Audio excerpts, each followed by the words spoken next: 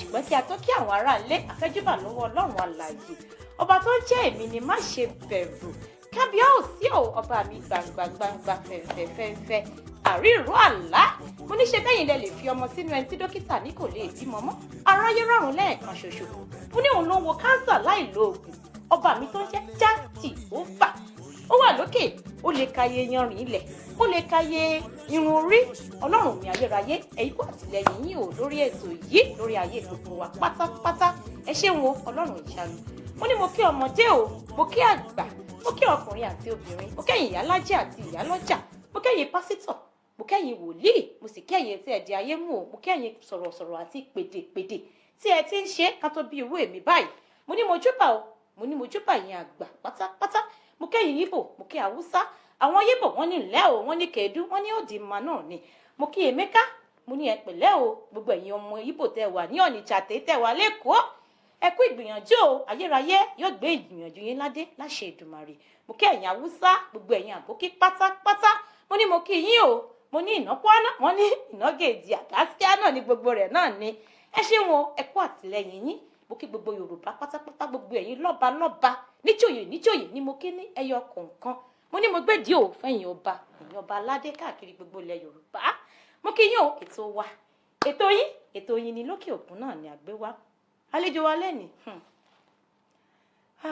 àgbà ni wọn o àgbà òṣèré tẹ́ bá ń gbọ́ ta ló ń gbẹ́mú bàbá mo ti rẹ́rìn gbogbo ọpọlọ ó ti ń ro mí láti àárọ̀ ṣùgbọ́n ènìyàn tó rẹ̀lẹ̀ ni wọ́n ẹ jẹ́ ká padà sọ́dọ̀ àlejò wa ẹ jẹ́ ká gbóhùn lẹ́nu wọn ẹ ká sọ bàbá wa.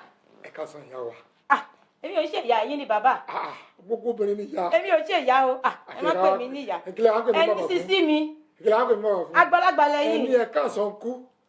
Good afternoon uncle. Good afternoon sister.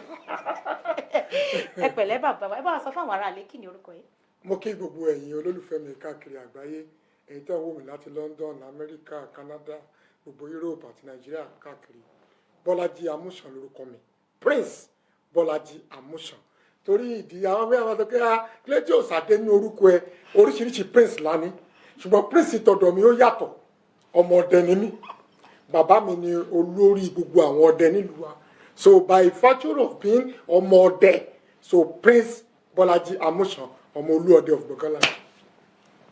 ẹ wá gbà mí kẹ́ èmi jẹ́ Adékúnlé mo dẹ̀ ń jẹ́ princess mo dẹ̀ báwọn tó bá ń jáde náà ń jẹ́ ọmọọba báwo lọmọ bá ṣe jẹ́ pẹ̀lú ọmọdé. ọba oríṣiríṣi ni ọba àlú wà ọba onímọ́tò wà ọba tíátà wà ọba agbẹgẹdú wà ọba alágbàfọ̀ wà ọba oríṣiríṣi ọba aláàrú wà oríṣiríṣi ọba kí wá ní. ọba ọdẹ.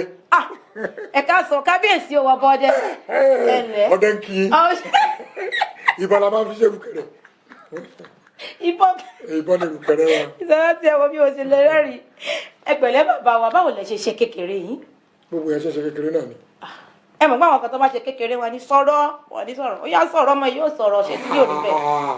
mo sọkò mo fọ́ gíláàsì mọ́tò mo sọkò sí páànù mo gbá bọ́ọ̀lù mo jẹ̀ṣẹ́ gbogbo ohun téèyàn ṣe ní kékeré tó fi wà fulfilled àdúpẹ́ lọ́dọ̀ Ọlọ́run gbogbo eré pààyàn la bá wọn ṣe àdúpẹ́ lọ́dọ̀ Ọlọ́run. ẹ ṣeun gan ni bàbá wa ibo ni àwọn kan sọ pé kí n bí ń pe àwọn kan ní Ìjẹ̀bú-Ilẹ̀ tiwa àwọn kan nífẹ̀ẹ́ àwọn kan tiẹ̀ sọnà ní Ìjẹ̀ṣà ní àwọn kan tó lábẹ́òkúta lẹ tiwa báwo ni. tàbí Abakaliki nígbà tí n tara ìsìn yẹn. Kédu.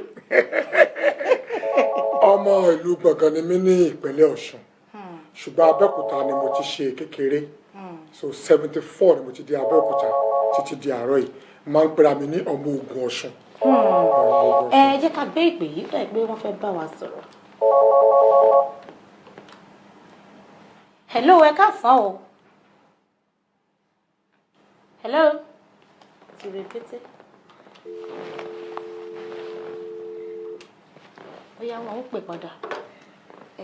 bàbá wa gbó lásọ̀rọ̀ dé. ọmọ Ògùn Ọ̀ṣun ni mí Gbọ̀ngán ni wọ́n ti bí mi ní ìpínlẹ̀ Ọ̀ṣun Abẹ́òkúta ni mo gbé dàgbà ṣùgbọ́n àtọ̀tún àtòsì ni mò ń ṣe mi ò bá bí kankan jẹ́. kò yí ọ̀rọ̀ yóò yé mi o mi gbọ́ Ògùn Ọ̀ṣun rí o Yorùbá ni mí bọ́ mi ò gbọ́ Ògùn Ọ̀ṣun rí ni. àwọn kan ló bímọ àwọn kan ló tọ̀. ẹ ṣàlàyé. ìlú Gbọ̀ngán ni bàbá mi àti ìyá mi ti wá ibẹ̀ ni wọ́n bí mi sí ṣùgbọ́n láti kékeré ni mo ti wà ní Abẹ́òkúta títí bí mo ṣe wà yìí so mi ò lè dínà Gbọ̀ngán tó ti bí mi mi ò dẹ̀ lè deny Ogun State tí mo dàgbà sí. so ní síta bá ní pé kẹ́ ẹ mú ìwé ọjọ́ ìbí yín wá ìtọ́yìnbó ń pè ní sàtífíkẹ́ẹ̀tì gbọ̀ngàn ló wà níbẹ̀. bẹ́ẹ̀ni báwo wá lọ̀rọ̀ Abẹ́òkúta ṣe wá jẹ́ ó náà mo tẹ́lẹ̀ ṣàlàyé fún yín kékeré ni mo ti wà lábẹ́òkúta bàbá àti ìyá mi ọmọ gbọ̀ngàn ni wọ́n ṣùgbọ́n ẹ̀gbọ́n mi tí ó jẹ́ ẹ̀gbọ́n mi àgbà so Abẹ́òkúta ni wọ́n transfer wá Mìní so wá transfer wá sí Abẹ́òkúta ibẹ̀ lèmi wá gbé lọ́dọ̀ wọn láti kékeré ìgbà táwọn ọ̀tá dẹ̀ wà peaceful tí ó sì wàhálà ṣé wọn pé láyé àtijọ́ tí ọba ti dé tí ọba nígbà ó yàtọ̀ sásìkò sìn àkọ́bí ọmọ ló ń tọ́ àwọn àbúrò ẹ̀ àkọ́bí àbẹ́nìkejì tí wọ́n bá bí tẹ̀lé tí wọ́n ti sáré àwọn òbí àtọ́ yẹn àdàgbà àwọn àni ẹ̀yìn àbúrò ọ̀yá ìwọ mú wọlé sọ́dọ̀ ọ̀yá bá ṣe ṣe ń gbà yẹn ṣùgbọ́n sìn òbí ló ń tọ́jú gbogbo ọmọ. ẹ ṣeun gan ni bàbá wa làákàyè yìí ò ní bàjẹ́ láṣẹ Èdùmàrè. mo ní ṣé ìgbà tẹ́ wà léèwé lẹ lọ ṣe ìtàn pè ní theatre art ni àbí ìgbà tẹ́ wà kékeré lẹ ti báwo ni iṣẹ́ eré ṣe bẹ̀rẹ̀. wọ́n gẹ́gẹ́ bí mo ṣe sọ fún yín lẹ́ẹ̀kan pé ọmọ ọdẹ ni mí nígbà tí mo wà ní kékeré pátápátá ilé wa wọ́n máa ń sùn jàlá ọdẹ wọ́n máa ń ṣe gbogbo ẹ̀ ìyẹn ò sọ pé òṣèré ni mí ṣùgbọ́n mo máa ń represent àwọn ọdẹ tá a máa ṣeré ọdẹ nígbà tá a wà ní kékeré so ìgbà tí mo wá dàgbà tí mo ṣetán ní secondary school ṣe mọ ìdílé tí mo ti wá Ọlọ́run kẹ́ wa púpọ̀ kò sówó púpọ̀ so ìwọ̀nba sẹ́ńpátákó sẹ́ńpáànù níta máa fi jẹun lọ́lọ́run fún wa. ẹ jẹ́ ká wo ẹni tó wà lórí ètò lórí ìlà. ẹ káàsán o Oyin ni lókè òkun ta ló ń sọ̀rọ̀. ẹ káàsán o orúkọ mi ni Josephine Ebenezer. ẹ káàsán máa. a ní ká kí ìyáàfin Oyin Ọmọbọ́láńlé pé ẹ kú iṣẹ́ takuntakun tí mo ṣe ń wò yìí bẹ́ẹ̀ ni mo ń fẹ́ gbogbo eyín nínú mi wípé ẹwà tolúwa bù fún yìí ó pọ̀ ẹ̀jẹ̀ bù mí díẹ̀. adẹ̀tún ní ká kí àgbà òṣèré àwọn dájú wa Mr. Latin. wọ́n máa kí yín o ẹ ṣé gan-an. iṣẹ́ olúwa o. yes ma. sọ́dẹ̀ tí máa ń jẹ́ ká rẹ́rìn-ín ká tọ̀ sára. wọ́n ṣe gan ni o. ẹ tọ̀ sára. gbádùn pátápátá olúwa dẹ̀ túbọ̀ máa bá mi fún wọn lágbára. àmín àmín mà ẹ ṣé mà. ẹ ṣé mà. ẹ ṣé ètò. ẹ ṣeun gan ni ìyá wa o a máa rí yín báwo láṣẹ Èdùmàrè. ó dàbọ̀. ẹ ṣé ó dàbọ̀. so nígbà tí àwa tí mo dé yẹn àwọn òbí mi Ọlọ́run kẹ́ wọn kò sí owó púpọ̀ ṣùgbọ́n a ní ìtẹ́lọ́rùn a dẹ̀ ní protect orúkọ wa kọ́ ló má jẹ́ orúkọ bàjẹ́. àmín Ọlọ́run. so ẹ jẹ́ ká tún gbé ìpè yìí. ẹ káàsán o Oyin ni lókè òkun lẹ̀ ń gbọ́ o kí lorúkọ yìí. ẹ káàsán o èmi ni Mrs. Abímbọ́lá bí kẹsẹ̀ tí o. àti bá Mr. Láti sọ̀rọ̀. ẹ káàsán máa ń. Mr. Láti ẹ káàsán. yes ma. ẹ kú ọjọ́ mẹ́ta o. àwa nìyẹn ma. kálàáfíà ni o. àdúgbò lọ́dọ̀ Ọlọ́run. jẹ́ ẹ̀rú tútù. èmi ọmọ British èmi citizen singlet lásán ni mo wọ̀ látàárọ̀. àwọn gbàgbé eré yìí o. ẹ ṣé gan-an ẹ ṣé ma. àwọn gbàgbé Ọlọ́run máa wà pẹ̀lú yín o. àmín àtẹ̀yìn náà ma. bẹ́ẹ̀ ṣe ń kó gbogbo àwọn yòókù yín jẹ Ọlọ́run á máa gbàdúrà yín àmín àmín àmín ma. kí ló dé tá a ṣe wá rí inú eré mọ́ o. báyọ̀ yìí lẹ̀ wéré mọ́.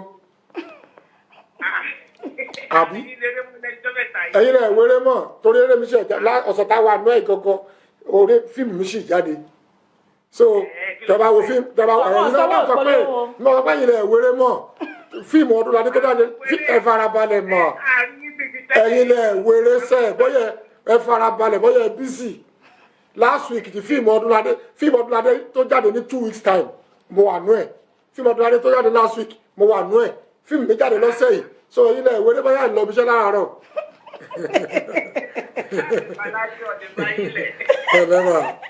ẹ ṣé ma.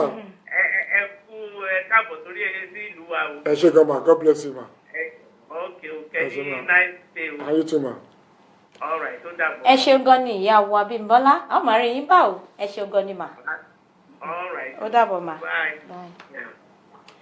tó bí a ṣe ń sọ lọ bó la sọ̀rọ̀ dé. ẹ̀yin lẹ máa sọ. ẹ̀yin lẹ sọ̀rọ̀ lọ́kàn tó pé. mi ò ní yé inú tó bẹ̀ yẹn iye lẹ́gbẹ̀rẹ̀ wà lórí. so ìgbà tí mo wá ṣetán ní secondary school so àwọn òbí mi wá pè wá kalẹ̀ pé èmi àtẹ̀gbọ́n mi kẹ́nìkan jókòó kẹ́nìkan lọ sí higher institution báyìí kẹ́nìkan lọ kọ́ṣẹ́ so mo wá ní ọ̀dà èmi ìpátá ni mí sáré kiri ilé alágbá kiri fòkò fọ ṣọ́ọ̀bù làǹbá káàkiri ńgbà yẹn so wọn á ní òkè kẹ́gbọ́n mi yẹn lọ sí institution tó bá dẹ̀ ṣe tán èmi náà tún tẹ̀lé so bí tí mo ti ń kọ́ṣẹ́ yẹn lọ́wọ́ ni mo ti bẹ̀rẹ̀ iṣẹ́ eré ìtàgé ṣé o sì. kò yé mi ṣe pátá. sọdún ìpè mi ò lówó lọ bá lówó lọ́wọ́ ni àbúrò ẹgbẹ́ ni ó. bíbélì náà sọ pé nígbà tí ọlọ́run dá ìkó lọ sí ó ní ìpadà ṣé ó dàbí ìgbà tí wọ́n ń lálàá ayé yìí náà nísìnyí sẹ́yìn ò rí báwo ṣe wá rí nísìnyí páyé dáadáa lẹ́yìn. mi ò lè dáyé mi mọ̀ fúnra mi. ẹ gbà mí ara lé o. mi ò lè dáyé mi fúnra mi ẹ̀yin lè máa mọ̀. ẹ ṣeun bàbá wa fún àlàyé tẹ́jú fún wa ọdún wo gangan lẹ bẹ̀rẹ̀ iṣẹ́ eré. mo bẹ̀rẹ̀ eré ìtàgé gangan ní 1988 ni mo bẹ̀rẹ̀ gangan tí mi ò ti ní iṣẹ́ mi tí mò ń ṣe mọ́ ó pé 31 years báyìí. ṣe 31 years on stage ni. mi ò kí ń ṣe on stage tọ́lọ́ ń bá ṣòwò tówó dé mọ̀ á ṣe on stage bá tọ́sí. owó ti dé báyìí. àwọn ò ti dé. nígbà tí mo dẹ̀ fọ́ láti yín nígbà tí bá ní mo lówó kí ni kí sàn ní wí bá ní mo lówó kí ni kíkẹ́ wa wí kí ni kí Dangote ò wí a sì ń jẹun ní kọ́lọ́ jẹ́ olówó ní àṣírí ló ń bò. kọ́lọ́ jẹ́ àṣírí máa bò lọ. àmì Ọlọ́run ẹ ṣe jẹ́ rántí orúkọ eré tẹ kọ́kọ́ ṣe fíìmù tẹ kọ́kọ́ ṣe tẹ jáde ńbẹ tó gbé yín jáde. nígbà táwa bẹ̀rẹ̀ tí ò tiẹ̀ tí ì pẹ́ púpọ̀ yìí kò sí sàyè fíìmù àwọn fíìmù tó wà nígbà yẹn fíìmù alágbà ló wà nígbà yẹn so àwọn fíìmù bàbá Ògúndé bàbá wa dé love bàbá wa kẹ Ògúngbè so television production la máa ń ṣe jù gbà yẹn so ìwọ tó àwọn ọ̀gá wa pátápátá wọ́n máa ń fún ọ ní ọjọ́ ọdún so àwọn tọ́jọ́ ọ̀gá tí wọ́n jẹ́ senior wọ́n máa fún ọ lọ́jọ́ ọdún bóyá léyà bóyá túnú àwẹ̀ àwọn asẹ́n pátákó san párùn tàjẹ́ púrúǹtù wọ́n máa fún wa ní weekend bóyá Sunday àti Saturday so kò tí ì sí fídíò kò sẹ́ni fẹ̀ gbà yẹn gradually ni gbogbo nǹkan yẹn bẹ̀rẹ̀ sí dé tí fídíò bẹ̀rẹ̀ sí dé tí online dé táyé wá dáa so mi ò bẹ̀rẹ̀ pẹ̀lú comedy mo máa ń ṣe fíìmù oríṣiríṣi kì í ṣe sójà kì í ṣe doctor kì í ṣe lawyer so ṣùgbọ́n nígbà tó di 1989 mo wá kúrò létí mò ń gbé mo lọ rẹ́ǹtì ilé mi so ilé tí mo wá rẹ́ǹtì yẹn landlord tí mo wá gbalé lọ́wọ́ ẹ̀ òun gangan ni Mr. Latin so tí n bá ti dé lálẹ́ báyìí. so ibẹ̀ ni Mr. Latin ti jáde wá. ibẹ̀ kọ́ lórúkọ ti jáde wá ṣùgbọ́n ibẹ̀ ni àwàdà yẹn ti jáde wá. so tí n bá ti dé láti ibi iṣẹ́ nígbà yẹn tí n bá ti dé báyìí tí n bá ti délé wọ́n máa bẹ̀rẹ̀ sí oríṣiríṣi ìwà tí wọ́n wù ó lè mí wù nù fíìmù. tí n bá ti wá débi táwọn ọ̀gá mi wà níjọ́ kejì àtàwọn colleagues mi màá wá ní nǹkan tó ṣẹlẹ̀ lé wa lánàá o wọ́n á ní kí ni lálọ́ọ̀dù mi tún ṣe báyìí ó ṣe báyìí ó ṣe báyìí náà wá ní òkè bàtọ́ wá di 1989 náà wá ní òkè wọ́n fẹ́ ṣe fíìmù kan gbà yẹn wọ́n wá ní kí n wù ṣé mo lè ṣe tí láńlọ́ọ̀dù mi yẹn tó ń ṣe bí a ṣe bẹ̀rẹ̀ nìyẹn. ẹ kú ọpọlọ bàbá wa ẹ pẹ̀lẹ́ bàbá wo wà ní orúkọ Latin ẹni bá láńlọ́ọ̀dù yín ló ń jẹ́ Latin. nǹkan ló ń jẹ́ Latin láńlọ́ọ̀dù mi ló ń ṣe bí Latin báwo wà lórúkọ Latin yẹn gangan ṣe jáde. ẹ ṣe ojú òní tí bàbá wa bẹ̀rẹ̀ sí ṣe àwọn ewúrẹ́ yẹn a wá ń ṣe eré kan lọ́dún náà lọ́wọ́ wọ́n pè ní 50-50 bàbá wa kẹ Ògúngbè ni wọ́n ní fíìmù yẹn ní 1989-90 so fíìmù yẹn la wá ń ṣe ìgbà tí èmi dẹ̀ bẹ̀rẹ̀ àwàdà yẹn a ti ní bàbá Sàlà tó jẹ́ bàbá wa a ní bàbá Sùwé a ní bàbá Lúwẹ̀ẹ́ so mo á wò wípé gbogbo wọn bàbá ni wọ́n jẹ́ wọ́n dẹ̀ máa ń act bí ẹni tó luko bí àgbàlagbà tí ò lájú tó luko mo á wò pé iye owó ni mi tún lè fi sítọ̀dọ̀ mi tó máa tún fi yàtọ̀ mo á lò ókè ẹ jẹ́ kí mi máa represent àwọn retirees àwọn tó ṣiṣẹ́ NEPA tí wọ́n retire àwọn teacher tí wọ́n retire àwọn sójà tí wọ́n retire so àwọn yẹn á kàwé ó lè já àbọ̀ òwe ó lè máa pọ̀ púpọ̀ wọ́n máa fi kọ́ àwọn yòókù jẹ́ ojú òní tí so wọ́n á ìyẹn ni mo bẹ̀rẹ̀ wọ́n á máa fi Latin sí màá sọ èdè Latin àbí French màá wá túmọ̀ ẹ̀ síbi tí mo bá rí i pé ó fẹ́ vọ̀ǹtà fẹ́ ṣe lọ́wọ́lọ́wọ́ yẹn tó bá mu màá túmọ̀ ẹ̀ sí ó jẹ́ kí kọ́mẹ́dì yẹn kó yàtọ̀ gbà yẹn ó wá dọjọ́ kan bàbá Ṣẹ́gun Ògúngbè àwa ṣeré lọ́wọ́ wọn ò mọ̀ mí wọn ò mórúkọ mi so wọ́n fẹ́ràn àṣetán fẹ́ràn mi ń ṣẹ́ ìmílẹ̀ ti move síwájú wọ́n wá ń pè mí mi ìgbọ́ wọ́n á ní ọ̀gbẹ́ni tó ń sọ Latin ṣé mi èyí bí wọ́n lọ sọ Latin arákùnrin tó ń sọ Latin so látijọ́ yẹn kò ń ṣe inú fíìmù náà ti lò ìgbà tí mo dé níjọ́ kejì gbogbo tó wà mí wá ń pè mí ọ̀gbẹ́ni tó ń sọ Latin bàbá ti bèrè lókè lọ́ba wọn lókè o so bó ṣe di Mr. Latin títí di ààrẹ nìyẹn. Mr. Latin ṣé mo sì kì í. mo ní kínkín náà ni pé gbogbo wa tó tónu àtàárọ̀ yìí. èmi wà òkè. ṣé ẹ wà òkè. àdúgbò lọ́dọ̀ lọ. olúwa ṣe báwo wá ni ta ló ń gbé mú báwo ni orúkọ yẹn ṣe jáde nínú.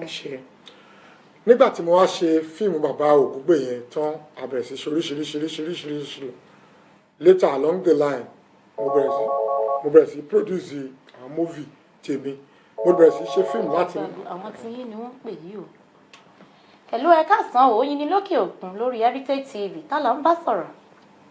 Ẹ káàsán o, orúkọ mi ni Olúwatóyìn Ògúnfìmí. A fẹ́ kí àwọn bàbá wa ní o. Ẹ kúrò lẹ́ mà. Ẹ kúrò lẹ́ sá o. Ṣé dáadáa ni wà mà? Yes ma. Yes sir. Adíká kí ni o, gbogbo iṣẹ́ takuntakun tẹ̀ ń ṣe. Ẹ ṣé mà. Là ń rí o. Ẹ ṣé gan ma. Ojú òní tí ìmọ̀ ọlọ́wọ́ dúró tì yín. Ẹ ṣé gan. Yes ma. Ẹ ṣeun gan. Ẹ ṣeun gan ni o. Ẹ ṣeun gan ni ìyá wa. Ẹ ṣeun gan ni ìyá wa. Ẹ ṣeun gan ni a máa rí yín báwo. Ẹ ṣeun gan ni. Ó dàbọ̀.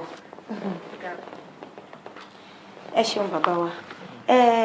Tòbí ó ṣe jẹ́ pé yìí ni ẹ wá ní ìpèjù nígbà tẹ́ wá gbogbo èèyàn ló ti máa ń wá báyìí pé tí yín ṣe wájú ti tàwọn yòókù lọ. Bàbá tó lè mo jẹ́ president. Tọ́ ẹ ǹlẹ́ ò pẹ̀sì. Hello, ẹ káàsán o, Oyin ni lókè òkun bàbá Latin ni àlejò wa kí ni orúkọ yín.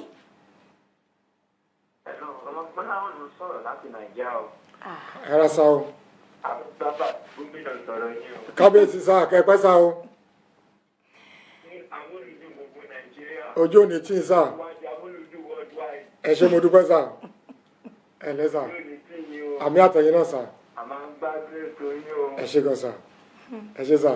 Àdúpẹ́ ta fún yín lórí Heritage lẹ́yìn. Àdúgbò lọ́dọ̀ lọ. A believe pé best TV program so far nìyẹn lọ́wọ́ yìí. Ẹ ṣeun bàbá wa.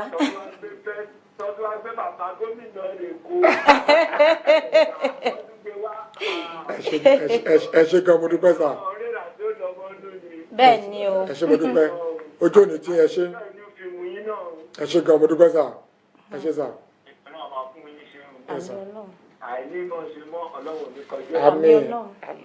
Ẹ ṣé gan. Àmàrí bá o. Ẹ kú ìmọ̀ ọgbọ́n òye tẹ̀ fún wa o. Ẹ ṣé gan sá. Ọlọ́run ní gbọ́ ọpọlọ náà lọ́wọ́. Àmì àtẹ̀yìn náà sá. Ẹ ṣé gan sá. Ẹ ṣeun gan ni bàbá wa o a máa rí yín báwo láṣẹ Èdùmàrè ó dàbọ̀ sá.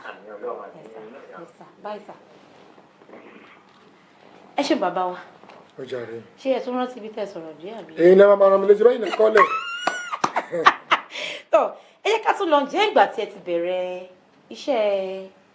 iṣẹ́ orí ìtàgé àbí ǹjẹ́ ó ní ohun àdójúkọ tó yẹ pé gbà tẹ́ rí ẹ sọ pé mi ò lè ṣiṣẹ́ ilé ìmọ̀ wọn mo ní láti padà sí nǹkan mi tí mo fẹ́ máa ṣe ìjọ ṣẹlẹ̀ rí.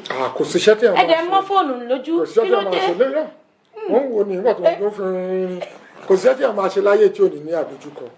Ṣé nígbà táwọn máa bẹ̀rẹ̀ tí ò tiẹ̀ tí ì pẹ́ yìí ṣàpá àbáwọn bàbá wa àbáwọn ọ̀gá wa tí wọ́n pọ̀ ń bẹ̀ kò sí òbí tó máa fẹ́ kọ́mọ ẹ̀ lọ ṣe tíátà. Wọ́n bìlíìfù pé iṣẹ́ oníranù iṣẹ́ ọmọ ọ̀ta iṣẹ́ ẹni tí ò lè rí ṣe ni so kó tó lè convince àwọn òbí ẹ pé mo fẹ́ ṣe é. Ẹ káàsán o, Oyin ni lókè òkun lórí Heritage TV lẹ̀ ń gbọ́ bàbá Latin ni àlejò wa lọ́sàn-án yìí kí ni orúkọ yín. Orúkọ mi ni Bùkọ́lá Adé. Ẹ káàsán o àǹtí Bùkọ́lá ṣe wà ókè mà. Yes ma bàbá Latin gbọ́ yín. Mo ní question tí mo fẹ́ bi wọ́n ní o. Yes ma ẹ káàsán ma. Ẹ káàsán o. Yes ma. Mo ní pé kí ni àtúnṣe tá à ń ṣe sọ́rọ̀ àwọn obìnrin onítíátà yẹn torí bá ṣe máa ń jà lórí social media kí lẹ́yìn ṣe sí. Ẹ ṣe ẹ rí i pé látìgbà tí mo ti wọlé as president ẹ rí i pé ó ti dínkù sí ìgbà kan ṣe rí ọ̀làjú ti dé tọ́làjú bá dẹ̀ dé àwọn kíní kan wà tí wọ́n ń pè ní fundamental human rights tó yẹ pé lójú bá ṣe lè bára wa sọ̀rọ̀ a kàn máa gbára wa níyànjú ni pé eléyìí dá eléyìí ò dá láyé àtijọ́ ọmọ téèyàn bí èèyàn lè jágbe mọ́ èèyàn lè ṣe anything èèyàn lè nà ṣùgbọ́n ojú ti là débi wípé àwọn nǹkan kan ò ṣeé ṣe mọ́ sìn à ń jẹ́ kí àwọn èèyàn wa mọ̀ wípé role model òní wọ́n jẹ́ fún millions of people so nítorí ìdí èyí àwọn nǹkan kan wà tí wọn ò gbọ́dọ̀ ṣe ẹ̀ẹ́dẹ́rì pé ó ti dínkù pátápátá àwọn tí wọ́n búra àwọn tí wọ́n máa ń jà a máa ń pè wọ́n gẹ́gẹ́ bí ẹgbẹ́ gẹ́gẹ́ bí association a máa advise wọn a máa bá wọn sọ̀rọ̀ kò dẹ̀ kí n sí wàhálà mọ́ àwọn tó fẹ́ bèrè lọ́wọ́ yín ni pé àwọn tó ti dàgbà yẹn bí àwọn ẹ̀dá oníọ̀lẹ́ ọ̀la àmì irú àwọn bẹ́ẹ̀ báwo lèèyàn ṣe lè help wọn tí èèyàn bá fẹ́ help wọn. gbogbo wọn náà ní fóònù nọ́mbà lọ́wọ́ tó bá fẹ́ help wọn tó bá ti béèrè nọ́mbà wọn máa fún nọ́mbà wọn ẹ láǹfààní àti ṣoore fún wọn a dẹ̀ máa dúpẹ́ lọ́wọ́ yín àdúrà tá ń gbà náà ni pé kọ́lọ́run má jẹ́ kí ayé gbàgbé wa so gbogbo orí tó bá ṣe fún wọn Ọlọ́run á san ìlọ́po ẹ̀ á dà padà fún yín lágbára Ọlọ́run. ṣé tábà contact ìyá àfihàn ṣé a máa lè get. kò sẹ́ńtẹ́ fẹ́ get lọ́wọ́ wọn tó bá ti contact wọn lọ́wọ́ kan lè máa get wọn ma. ẹ ṣé gan ma yes ma. ẹ ṣé gan ni ìyá wa o ó dàbọ̀ tọ́ ẹ ṣeun bàbá wa mo ní ẹ ti sọ̀rọ̀ àdójúkọ lórí ìgbà tẹ́tí bẹ̀rẹ̀. so kò sí ńgbà yẹn àwọn èèyàn ò ní fẹ́ kọ́mọ wọn ṣe tíátà so bí iṣẹ́ tí ò lérè nú tí ò ní iṣẹ́ onírànú ni so ọmọ tó bá fagídí ṣe tọ́lọ́mọ wa ni kó yọ òun ló yọ ìdójúkọ àkọ́kọ́ tó máa ń kọ́kọ́ fèsì oní tíátà nìyẹn ńgbà yẹn kò dàbí ìsìn tó jẹ́ pé ṣe làwọn máa sọ pé ọmọ mẹ́jọ àwọn doctors àwọn lawyers wọ́n mú ọmọ wọn wá ń sìn tí wọ́n máa ní kó wá jọ tíátà so kò rí bẹ́ẹ̀ ńgbà yẹn àkọ́kọ́ nìyẹn ìdójúkọ kejì ni wípé kí ni mo fẹ́ ṣe táyé fẹ́ gbà kò ń ṣe bó ṣe mọ̀ ọ́n ṣe tó Ọlọ́run sọ wípé èmi ó ṣàánú fún ẹni tẹ́mi ó ṣàánú fún ni so ó lè mọ̀ ọ́n ṣe kí wọ́n sọ pé àwọn ò fẹ́ gbọ́ ẹ so ìyẹn la kọ́kọ́ táyé máa kọ́ já sí ọ̀hún Ọlọ́run ló ń fàṣẹ sí ìyá máa kọ́ já pé wọ́n Ọlọ́run tí mo fẹ́ ṣe sáwọn èèyàn máa láìkẹ́ o lè forí sílẹ̀ kó fẹsẹ̀ sókè wọ́n ní rọ́bìṣì ló ṣe ẹlòmídẹ́ lè fọwọ́ kan sókè sílẹ̀ báyìí kan ní eléyìí ló dáa jù so Ọlọ́run bá tábà ti ṣe kọ́lọ́jẹ́ kó máa bá ayé mú lẹ́yìn nínú dùn so àwọn ìdojúkọ tá a máa ń ní láti bẹ̀rẹ̀ nìyẹn tọ́lọ́ bá sọ pé òun wá dé a kàn máa lọ gerege ni. ẹ ṣeun bàbá wa mo rí i pé ẹ̀yin náà kọ̀mẹ́díà ní apanilẹ́rìn bàbá sùwé náà apanilẹ́rìn bẹ́ẹ̀ túwèé fún àtúpadà kí wá ní ìyàtọ̀ tó wà láàrin ẹ̀yin àti iṣẹ́ bàbá sùwé sí ẹ̀yin orí kankan náà lẹ́dà ìpẹ́jọ́. ṣe rí bàbá wa Sunday Ọmọbọ́láńlé MON Alúwẹ̀ àti bàbá wa Babátúndé Omídínà àwọn dàbí Kollington àti Barrister nínú eré fújì èmi dàbí Wasiu Ayinde àwọn bàbá yẹn wọ́n ti gbé iṣẹ́ àwàdà wọ́n gbé débì kan àwa wá fi ọ̀làjú àti modernization àfikún àwa internationalize ẹ̀ àwa aṣọ di ẹ̀rọ kí ló fi sọ di ẹ̀rọ kó tó di pé àwọn bàbá tí mò ń sọ yìí tí mo fi tọ̀wọ̀tọ̀wọ̀ dárúkọ wọn àwọn wọ́n ní costume wọ́n lé aṣọ tí wọ́n fi ń dẹ́rìn pa àwọn èèyàn wọ́n máa ṣe makeup àwọn nǹkan yẹn ni wọ́n ń ṣe so nǹkan yẹn àwọn èèyàn ṣaláwàdà tó dé owó kílódé. ló pé ó máa ń ṣe makeup bí Fádèyí lóró lọ́sàn-án gan adarúkọ kan sọ ìdárúkọ Fádèyí lóró kí ló ṣe papọ̀ so àwọn yẹn wọ́n máa ń ṣe àwàdà tí wọ́n láṣọ tí wọ́n wọ̀ wọ́n ní bí wọ́n ṣe múra kí ó lè pa àwọn èèyàn lẹ́rìn wọ́n dẹ̀ gba kíkọ́ yẹn látara bàbá wa bàbá Moses Adéjùmọ̀ Láyà bàbá Sàlá àti bàbá Mẹ̀rọ àwọn bàbá nìyẹn so àwọn bàbá wa yẹn bá ní ibẹ̀ nǹkan yẹn làwa náà bá lọ́wọ́ wọn ṣùgbọ́n gbà tó yá tí mo fẹ́ ṣe fíìmù kan lọ́dún náà lọ́n ta pé ní kí ló kọ fíìmù yìí o ọmọdé náà tẹ́lẹ̀ àti àwọn àṣejọ ṣe àjọ tàkúrọ̀sọ nínú ìtọ́jọ́ ń ka skọ́ọ̀sì fún wa so gbà tá a fẹ́ ṣe fíìmù yẹn wọ́n á jókòó wọ́n á wò wípé ṣé èèyàn lè wọ aṣọ míì so ṣé èèyàn lè wọ aṣọ míì kéèyàn fi ṣe àwàdà tí ó dẹ̀ máa rẹ́rìn mo wá rìsíkì ẹ̀ nù fíìmù yẹn ọlọ́dẹ̀ tí káwọn èèyàn gbà so mo ṣe change tí mi ò bá wọn wọ costume mọ́ nìyẹn tí mi ò kun èédú sójú tó láti gbà yẹn gbogbo àwọn aláwàdà tí wọ́n wá ń dé nǹkan tí wọ́n bá nìyẹn so kálukú náà dẹ̀ wà ní ọbàjọba lọ. ẹ káàsán o Oyin ní lókè òkun là ń gbọ́ àlejò wa lónìí náà ni bàbá wa Látìn kí ni orúkọ yín bó lẹ ti ń pè. orúkọ mi ni aya ọba láti Chelmsford Essex ní London. ẹ ṣeun gan ni ìyá wa ṣe fẹ́ kí bàbá Látìn ni. bẹ́ẹ̀ ni ìwà aya ọba là ń jẹ́. kẹpẹ́ máa o kábíyèsí o mo kí yín o yes ma ẹ ṣe gan ma yes ma ẹ ṣe gan ma ẹ ṣe ojú òní tí yẹn ẹ pẹ́ fún wa mà àmì mà ẹ ṣe mà ẹ ṣe gan mà ẹ ṣe mà mo dúpẹ́. ẹ ṣeun gan ni mà ẹ ṣeun gan ni ẹ kú àdúró tì yín ẹ ṣeun mà yes ma bye. tọ èyí ara lé nọ́mbà tẹ ó pè sórí torí àwọn tó bá ń wò wá ní àwọn Facebook àti YouTube lọ́wọ́lọ́wọ́ yìí ẹ lè pè wá sórí 0208 0046 100 0208 0046 100 ẹ máa bá wa kálọ ẹ̀yin ènìyàn mi àtìlẹ́yìn yín òun nìkan tá a fẹ́ o. ẹ káàsán o Oyin ní lókè òkun bàbá láti ní àlejò wa lọ́wọ́lọ́wọ́ yìí kí ni orúkọ yín níbo ni ẹ ti ń pè. orúkọ mi ni ìyá àti Ìlọrin ó pè láti London nígbà yìí. ẹ káàsán ìyá wa. ẹ káàsán mà. yes ma ẹ ṣé mà. àmì àṣẹ mà ẹ ṣé mà. God bless you ma thank you so much ma. ẹ ṣé mà mo dúpẹ́ mà. yes ma yes ma. àmì ma. ẹ ṣé gan ma. ẹ ṣé wa wà ń bí o a káàbọ̀ sílùú ooru. inú ooru àbí inú òtútù.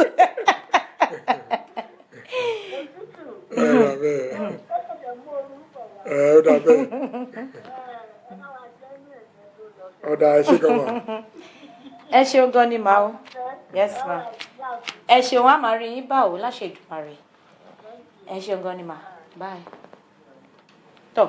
so mo ṣe fíìmù náà lọ́dún náà ó ti pọ̀ jù bàbá Saida mo wá ṣe awakọ̀ ó ti pọ̀ jù bàbá Saida mo wá ṣe driver nù ẹ̀ mo múra báwọn driver ṣe máa ń múra mo wọ níkà mo fi napin sọ́rùn towel sọ́rùn so àwọn èèyàn wá láìkẹ́ wọ́n rẹ́rìn wọ́n á jókòó pẹ́ dúró so ìyẹn ni pé kì í ṣe pé aṣọ téèyàn wọ̀ ló ń pààyàn lẹ́rìn téèyàn deliver jáde ni jẹ́ tó try ẹ̀ mo tó fi try nínú ọbàjọba lọ tèmi àti bàbá sọ̀rọ̀ ìfijọ́ takura látìgbà yẹn gbogbo àwọn aláwàdà tó wá ń dé tí wọ́n ń dé lẹ́yìn ìgbà yẹn gbogbo aláwàdà tí wọ́n ń dé lẹ́yìn ìgbà yẹn ó jẹ́ pé àná wà wò pé bọ́nà ṣe wọ́n ṣe lo make up mọ́ tó jẹ́ pé wọ́n wọ aṣọ agbádá 5 agbádá 6 mọ́ nìyẹn so ìgbà yẹn aláwàdà máa ń kó aṣọ lọ sí location ni ó ti ní special aṣọ tó gbọ́dọ̀ kó lọ location so about later táwa yí padà yẹn ó ti di wípé kádé location kí kọstumíà kó fún wa láṣọ kádé bẹ̀rẹ̀ iṣẹ́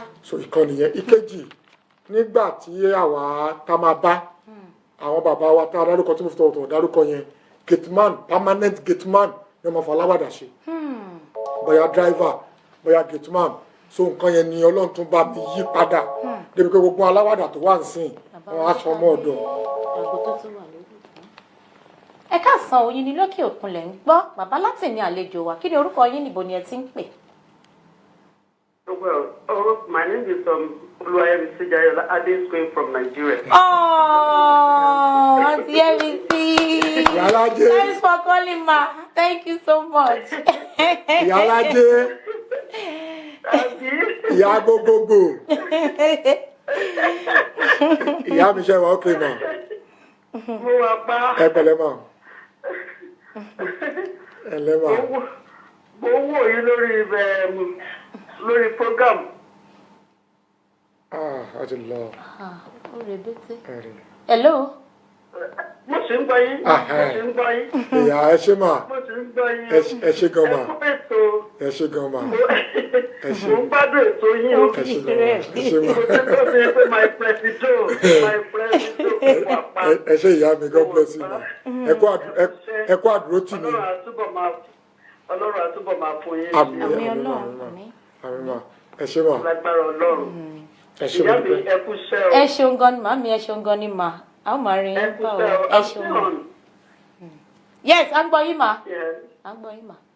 Ẹ kú iṣẹ́. Ẹ ṣeun mà. Ẹ kú ètò. Ẹ ṣeun gan ni mà. Olúwa àtúbọ̀ máa fún yín. Àmín Ọlọ́run. Lágbára Ọlọ́run. Àmín Ọlọ́run. Ẹ ṣeun gan ni mà. My president. God bless you ma. À ń tọ́jú wọn lóru mọ́ àwọn bíbá yìí ni. Ẹ bá dà wọn lóhùn. Ẹ bá dà wọn lóhùn. Ẹ bá kébí sínú. Ẹ ṣé mà mo dúpẹ́ mà. Ẹ ṣeun. Ẹ kú àdúró tì mí ẹ ṣé mo dúpẹ́ o.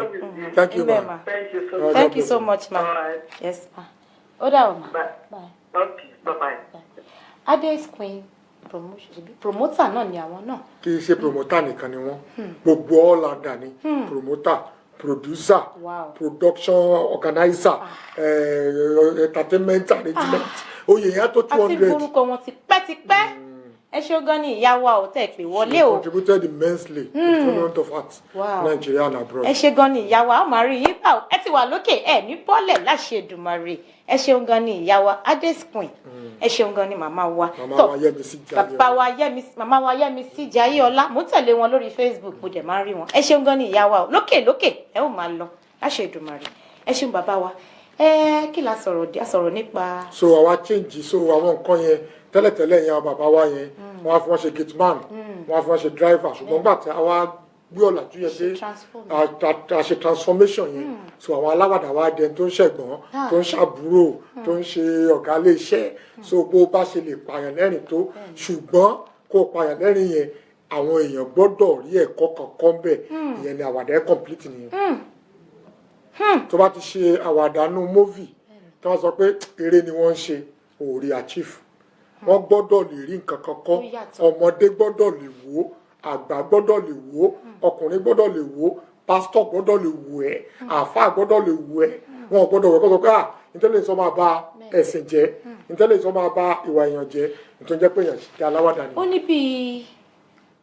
fíìmù kan tí mo wò ìtàn fìyà jẹ yín fìyà jọta yín fíìmù yẹn wọ̀ fún yín lóúnjẹ wọ́n tún wá ní kẹ́ lọ bá ọ̀gá lẹ bá kúnlẹ̀ síbẹ̀ ìfẹ́ àbúfẹ́ lè máa ké fẹ́ lè máa bá yín ké lórí àánú yín ṣe mí mo wọ́n ra kí ló ṣe é ṣe bí fíìmù ló ń wò nítorí ṣàmì pé abínibí ó yàtọ̀ sí ability nǹkan tẹ́ ẹ mọ̀ tẹ́ ẹ ń ṣe ni ṣe pé bóyá lọ́pàá mo fẹ́ ṣàwàdà lénìí ó dáa mi mo tún fẹ́ ṣe lọ́la nǹkan tẹ́ ẹ máa ń ṣe ẹ máa ń fi taratara ṣe ẹ̀dẹ̀ ṣe nǹkan tó wá láti inú yín ni ẹ ṣeun bàbá wa láti. ọ̀sẹ̀ ni tó mọ̀ tán bẹ́ẹ̀ ni Ọlọ́run ló mọ̀ nǹkan tán ṣe rí àwọn nǹkan kan wà tó ń pè ní research táwọn náà ṣe jẹ́ aláwàdà tàlẹ̀ jẹ́ actor yìí tá a bá ṣe research èèyàn ò ní sí bẹ́ẹ̀ mọ́ so wa gbọ́dọ̀ máa wo ogun tó wà láìráǹdì ẹ̀ kí ló ń pa àwọn kan wà tó yẹ pé wọn kì í ṣe onítíátà tó yẹ pé tó bá sọ̀rọ̀ máa rẹ́rìn ẹ wá wo kílẹ̀ ní ìsọ tó ń pààyàn lẹ́rìn so ẹ̀yin náà mo mọ́tọ̀dọ̀ yín àwọn kan wà nú àwọn aláwàdà wa àwa náà ń ṣọ́ra wa a dẹ̀ ń watch ara wa a dẹ̀ mọ lẹ́fù tó gbájọ wa àwọn aláwàdà á pọ̀ gan ṣùgbọ́n kálukú mọ scale tó gbé so àwọn kan wà nú wa movement ni wọ́n ní wọ́n lè má lè sọ̀rọ̀ kó pààyàn lẹ́rìn tí wọ́n bá rìn lásán ẹ̀rẹ́rìn àwọn kan wà gbogbo ẹ̀ lọ́lọ́ ń fún wọn àwọn kan wà ọ̀rọ̀ lásán ni wọ́n ní so a máa ń ṣọ́ra wa a dẹ̀ máa ń ṣe research dáadáa gbogbo ohun tá a bá ti ṣe kó lọ́n jẹ́ kí kó bá ìyọ̀nú àwọn èèyàn kó lọ́n jẹ́ kó bá mu. ẹ ṣe bàbá wa wọ́n tún ní eré Nollywood wa pé ìgbà kẹta bíi nọ́mbà 3 ni wọ́n wà ní àgbáyé báwo ni. ìyẹn ọ̀rọ̀ tó ṣojú ìlú yẹn yóò farasin lẹ́yìn Hollywood ti America Bollywood India ó kan Nollywood ti ọ̀dọ̀ wa torí pé iṣẹ́ tá à ń ṣe pọ̀ dó iṣẹ́ tá à ń ṣe bó ṣe pọ̀ tó yẹn a ṣẹ̀ṣẹ̀ ń improve láti bá àwọn tó wà ní àgbáyé ni ṣé àwọn báwọn tá à ń sọ̀rọ̀ àwọn náà ni kámẹ́rà yẹn àwọn ni wọ́n ṣe tí wọ́n gbé wá sọ́dọ̀ wa so yẹ kó yìn wá bí kẹ́nìkan jẹ́ mẹkáníìkì kò ṣe mọ́tò kó wá sọ́dọ̀ ẹ̀ kó wá mọ́tò sáré kó wá lọ fẹ́ bí tiẹ̀ so à ń gbìyànjú láti make sure wípé iṣẹ́ yẹn yàtọ̀ sí bó ṣe wà tẹ́lẹ̀tẹ́lẹ̀ and láìpẹ́ láì jìnnà ẹ̀ tó boríyìn fún àjùbá yìí lọ. ẹ ṣeun bàbá wa ohun tí mo tún fẹ́ bi náà ni pé ǹjẹ́ ó ní bíi ìgbìmọ̀ kan èyí tẹ́ gbé sílẹ̀ nígbà tẹ́ ti jẹ́ pírẹsidẹ́ǹtì Chapman bí. Chapman ni Tampan Theatre Art and Motion Pictures Practitioners Association of Nigeria. Yes sir. Okay president ǹjẹ́ ó ní ìgbìmọ̀ kankan èyí tẹ́ gbé sílẹ̀ tí ẹ fi ń ran àwọn bóyá àwọn olóògbé òṣèré olóògbé bóyá àwọn ẹbí wọn tẹ́ fi ń ràn wọ́n lọ́wọ́ àbí nǹkan tẹ́ ní lọ́kàn láti ṣe ni. ṣe rí ọ̀rọ̀ ṣẹ́ wa ò yé ọ̀pọ̀lọpọ̀ aráàlú kò yé wọn kọ́lọ́n kó jọ kó ṣàánú wa ni kọ́lọ́n jẹ́ ká ṣiṣẹ́ wa débi èrè bí mo ṣe wà yìí tí n bá lọ sí location tí n bá lọ ṣe fíìmù owó tí n bá gbà ń bẹ̀ mò ń kó lọ lé mi ni tẹ́ bá wà location tẹ́ bá ṣe fíìmù owó tẹ́ bá gbà ń bẹ̀ ẹ̀ ń kó lọ sílé ni so kò sẹ́ni tí ó ń kó owó fẹ́ nìkan oníkálukú ń gba owó ẹ̀ ó ń pásápò ó lọ fi ń tọ́jú ìyàwó ó fi ń tọ́jú ọmọ ó fi ń tọ́jú ara ẹni ó máa ń bà mí lọ́kàn jẹ́ nígbà tí wọ́n sọ pé ẹni lábájá ṣe kí ni kẹ́ ẹ̀ ràn lọ́wọ́ kí la ṣe fẹ́ ràn èèyàn 200 lọ́wọ́ nígbà tó jẹ́ pé èèyàn 200 yẹn nígbà tó ń pa owó tiẹ̀ náà òun náà lọ fi ń ṣe nǹkan kan ni ṣùgbọ́n nígbà tí wọ́n á di president máa wò ókè ìsọlẹ́nu yìí pọ̀ ẹ jẹ́ ká arrange nǹkan méjì one ká arrange health insurance scheme tá a bá ṣe health insurance scheme yẹn tí àwọn ọmọ ẹgbẹ́ wa bá sick àwọn onú owó tí wọ́n dá yẹn wọ́n á máa fi tọ́jú wọn ká dẹ̀ organize pension scheme àwọn bàbá wa wọ́n ti ṣe tiwọn débi tí wọ́n fẹ́ ṣe dé àwọn máa ṣe wọ̀nba tágbára wa ká láti máa support wọn ṣùgbọ́n àwa tá a wà ń bẹ̀ tá a ti ju 40-50 lọ tá a sì ń ṣiṣẹ́ yẹn every month kò ń kálukú máa dáwó sínú àpò tiẹ̀ ìwọ náà ló máa rí kinní yẹn ó máa rà láti yẹn lórí fóònù ẹ nígbà tó bá tásìkò tó bá lè ṣiṣẹ́ yẹn mọ́ wà á ṣírí nǹkan kan tó máa fall on kò ní jẹ́ wípé wọn ò ràn wá lọ́wọ́ so nísìnyí ó ti wà àti fi inú òfin tá a ṣẹ̀ṣẹ̀ ṣe wípé ìwọ tó bá fẹ́ jẹ́ ọmọ ẹgbẹ́ tampan compulsory o gbọ́dọ̀ kíyèsí health insurance o dẹ̀ gbọ́dọ̀ kíyèsí pension scheme.